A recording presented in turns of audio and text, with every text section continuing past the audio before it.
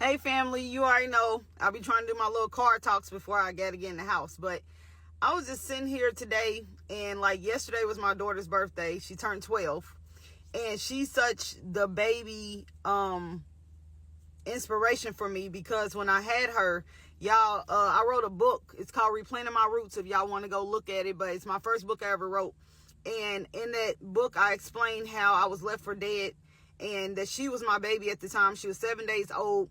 I remember blacking out, being beat up so bad that I was blacked out. I was in a DV relationship, and I just remember that me having her as a mom, me as a mother, I went through so much with her. I had already had 2 children prior. They were 13 months apart, and it was already hard having 2 under 2. And then I turn around, I have her.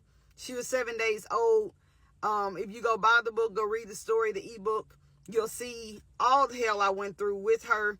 But it's something about that strength as a parent that musters you up where you are undefeated. And I look at her, so beautiful, beautiful young lady.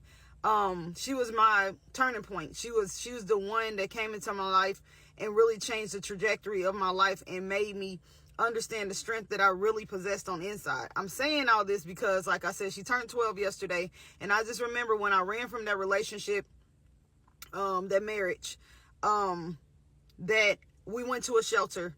And when I went to the shelter, like I said before, I was so disgusted with myself. One, for keep taking my children back through the situation to a shelter, as if it was normal, going back and forth. Getting tired of being at the shelter, so I would just go back home and deal with what I had to deal with, because it was better than being under rules and regulations and having to deal with the shelter people telling me what time I had to come in, my curfew, all this stuff. I had to eat what they had for dinner. All I had was food stamps at the time and TANF from the state. I didn't have any money. I was striving to try to become a nurse, and nothing was working out for me. And I remember my baby, us going to the shelter when she was 7 days old, and looking at her and making a promise to her that mommy will get it together and that we will never, ever, ever go back to a shelter. And I'm so proud of myself that what put that promise to her in stone was the fact that she was such a beautiful baby, little light skin, big lumpy curls. Everybody at the shelter wanted to hold her and touch her and kiss on her and all this other stuff. Not kiss on her, but they wanted to pass the baby around. And my baby ended up getting pneumonia at the shelter because it was so cold in our room. We could not control the heat. And we were in Indiana, so it was cold. And I remember her getting pneumonia and us going to the hospital, and me thinking that I'm doing the right thing by my baby, not knowing that because I'm at the shelter that they're going to look at me a certain way.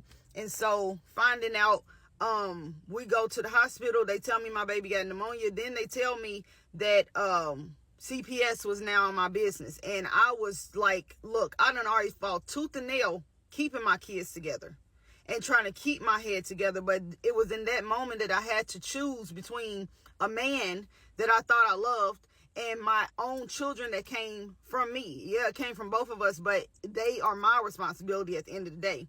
So I remember making a decision that day that I'm not losing my babies to the system. That's not an option. So what did I do? I went back to the shelter. I gave myself 45 days to find us a place. I went and joined the military. And so then I had a guaranteed job regardless. And I put my foot to the pavement, and I made a promise to Yahweh and said, if you bring me out the situation, I'm not going back. I love my children more than life itself. And I'm grateful for the children that you've given me to guide through their life. And so I ended up, y'all, on day 45, getting a job as a cashier, which then I took that paper to some apartments that same day. That's how I know it was Yahweh guided. I took the paper to the apartments that same day, showed them my proof of employment, even though I hadn't started working there yet. I showed them my proof of employment. They took that as face value. Then the lady said, you know what? We're running a special this month. You move in. You don't have to pay first month's rent, deposit, or anything. You just have to show proof of employment. So then after that, the shelter end up helping me get furniture. They helped me move into the place. It was day 45 on the dot. I talk about it in my book. I even give the step-by-step process to get yourself safely out of a domestic violence situation, get you and your children put up into a place that you can call home, your own address, and then also how to start putting money to the side for a nest egg, so then you can get you and your kids a vehicle and you and your kids a nest egg to sit on, i.e. your savings account, and start working on that credit again. Because if you want to go from the bottom to the top, you got to change your mindset. And it's just something about when I look at my child, that she's 12 years old, knowing that at that point in my life, I've never went back to a shelter. It's never been an option. The fact that I decided to go join the military, and now at 35 years old, I am able to live freely, literally, because I made that choice and that decision. If anybody heard Cash Doll's song talking about, if you see how hard I grind, don't ever call me lucky. That's me. That's my story. The books that I have put out, one of which, like I said, is called Replanting My Roots. Don't ever call me lucky. If you see me out here smiling, loving myself, loving my body, loving me, either join in with me and celebrate or mind your business. Because you don't know the hell that I have went through to become the woman that I am today, who can look in the mirror and be proud of herself. Because she finally knows what self-love is. And there's someone watching on this other side of the screen, be it male or female. But I really feel like I'm talking to a female right now. You're one day going to look up, and all those struggles that you're going through right now, you're going to be able to look back and smile and say, it was worth me fighting for. It was worth me taking a vow for. You take one step, Yahweh's going to take 2, 3, 4. Because he already wrote the story. He just wants you to be committed to him, and for you to tell him from your own mouth, this is what I want to do. He knows that we're only human. He made us. He made us in his image. He's not expecting you to be perfect. That's why I don't understand when people look at my videos and they say, oh, right now she's spiritual, but she just made a video and she's talking about, or she's cussing, or she's this, she that. Don't worry about that side. Don't worry about that part. We have two sides to us anyway.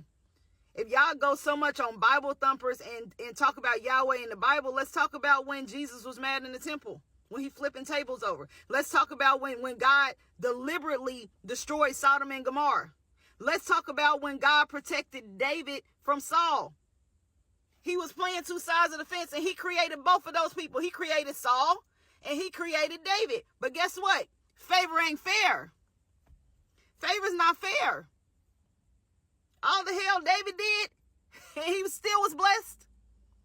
And was blessed with the son, Solomon, one of the wisest men in the world. Favor ain't fair. So while y'all are so quick and want to be so holy, understand that's how life is. And until you understand that point, that there's a darkness and there's a lightness to you, you will never, ever be happy. You will never, ever be truly happy and healed. You have to go through both sides. You have to have a healthy balance between both sides. Like I said, Yahweh created Saul, and he created David. He created Goliath with his own hands, and he created David. And when the rubber met the road, David killed the Goliath. Well-known story. He created both of them. They're both his creatures. But favor ain't fair. He prepared David for that moment. David was a shepherd boy, about to be a king. But because of all the hell he went through in the field with them sheep, keeping the sheep protected from lions, tigers, and bears, killing bears with his own 2 hands. So when it was time for him to step up to Goliath, it was nothing. What you want to do is nothing. I've been trained. I've been prepared for this. Some of y'all need to know y'all been trained. Y'all been prepared for this all y'all life. Y'all think y'all just sitting in the field right now. No, Yahweh's preparing you for what's to come. And when the rubber meets the road, you going to walk up to that thing and be like, what's good? I've been trained. I've been prepared for this. What we doing? Do you want to walk away from this fight alive? Or do I need to show you just how much Yahweh favors me because I'm his favorite? Favor ain't fair. Don't go back to your situation. Walk away. Yahweh got you.